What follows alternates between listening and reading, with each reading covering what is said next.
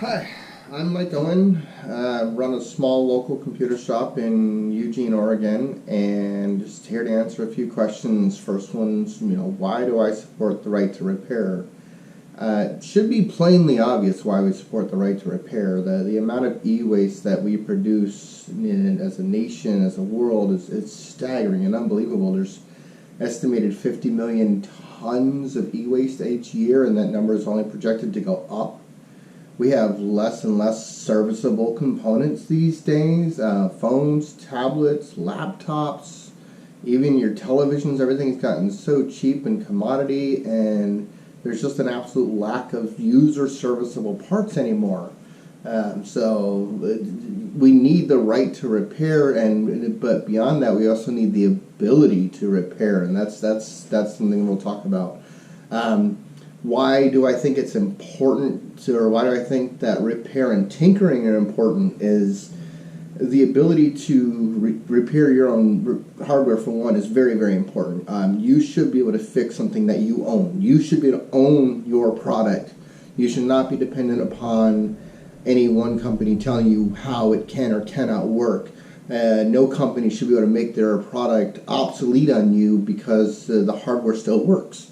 If it doesn't hold up to the tasks that it's supposed to do, but if it can be repurposed for something else, then by all means, let it be repurposed. There's no reason low-end devices can't serve other purposes than what they were originally designed for. Tinkering is very important for young people, for hobbyists, for engineers, for inventors. Finding new ways to do things, finding efficient ways of reusing existing technology or mixing old with new technology, being able to build your own things out of existing off-the-shelf components and not being tied down by what a manufacturer says you can or cannot do.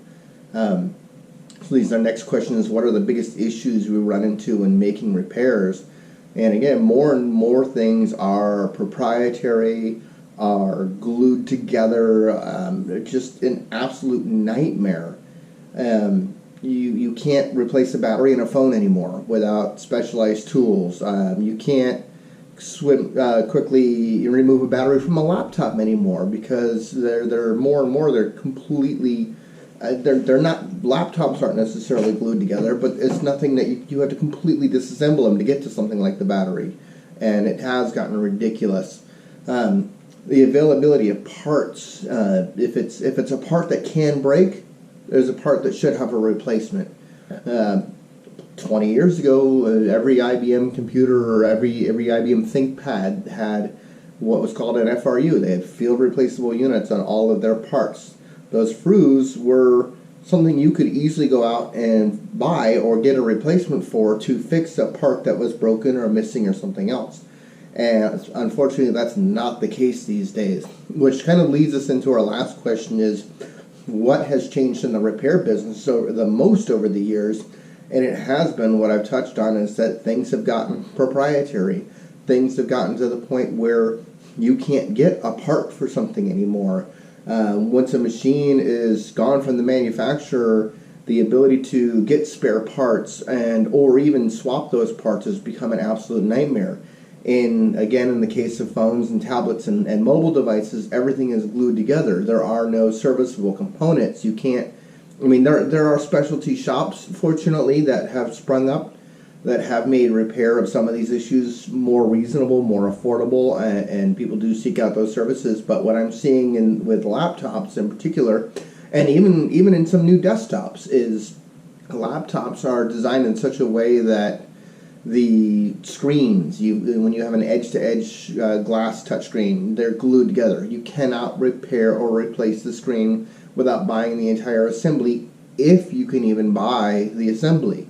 Motherboards built into laptops, not designed to be replaced at all.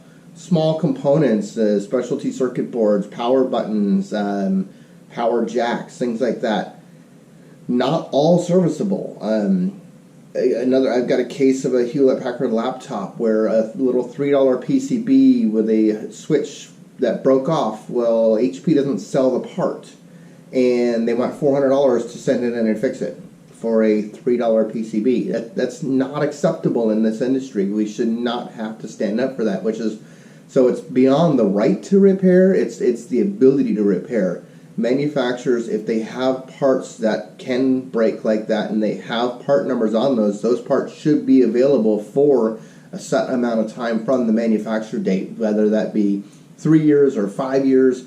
We shouldn't see anything less than 3 years. We should see respectable life on hardware. We should not be replacing our hardware every year. We shouldn't have to. I've got a dead TV over here, a 49-inch 4K TV, great TV, so it seemed, less than 3 years of life, dead.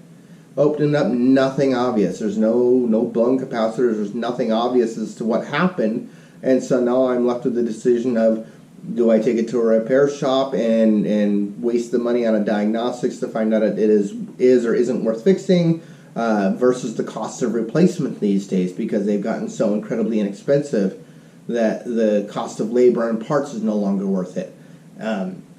And in desktops, what I'm seeing is that big manufacturers are designing their motherboard layouts or even their power supply designs so that you cannot use a standard off-the-shelf part to repair or replace or fix what is broken. You are forced to replace the entire machine and harvest what few parts you can out of there while sending much of it to a landfill or a recycler, and we know where recycling usually ends up is some sort of landfill. It stacks up, it piles up. Again, 50 million tons of e-waste every year from phones, computers, TVs, and other electronics, and it's absolutely distasteful and shameful, and here I am recording this on Earth Day of all days. We need, again, beyond the right to repair, we need the ability to repair. We need manufacturers to step up their game and either do better quality control or provide parts for an extended period of time. Like I said, at least 3 years on any given machine, any given hardware. We should always have availability of those parts, and we should not be subject to the manufacturer for exorbitant pricing or anything ridiculous like that. So that's all I have to say on the topic, and thank you for your time.